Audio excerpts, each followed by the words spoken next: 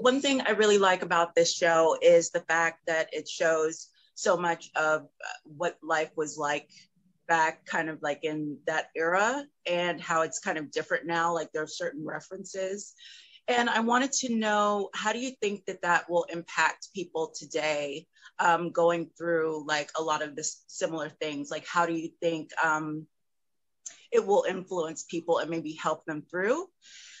Because one of the reasons I feel that way is I'm a fan of Sophia Chang, and she mentions you a lot and how you mentored her in the industry, and you know, you helped her out a lot. And so I kind of wonder, is that part of the goal of this show, and how do you think that that's going to play out? Well, of course, one of the biggest goals of the show and Wu-Tang in general is inspiration.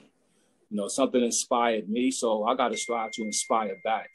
So as I was just telling Jill about even just the fact of a contract, you know, there's a scene in episode 3 where we just say it's called bilingual, meaning the way that society hides information and tricks us out of our, even your mortgage, your lease, your rent, whatever, is so much other language and so much wordplay stuffed inside these paperworks that you got to almost be bilingual to understand it. And most of us are just going to sign, especially if somebody say they're giving you money. You're not trying to really read all that. You read the money part. And so we hope that young people can look at our experience in the 90s, right, and prepare them for what they could face in the 2020s. And it won't be the same, right? You don't have to go and press your own record up and all that. You just can make it and upload it, right? But still, what about your copyright, right? What about the infringement on somebody else's copyright, you know? And what about the value of what it is in the long term? So we try to show that. Then even more just in the street level, there's so many of us that's attracted to street life. You know, it's just an attractive thing. And, you know, there's a thing now that I think they call it,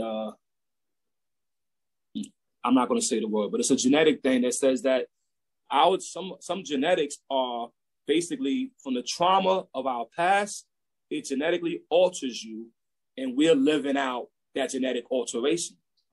And we got to change that.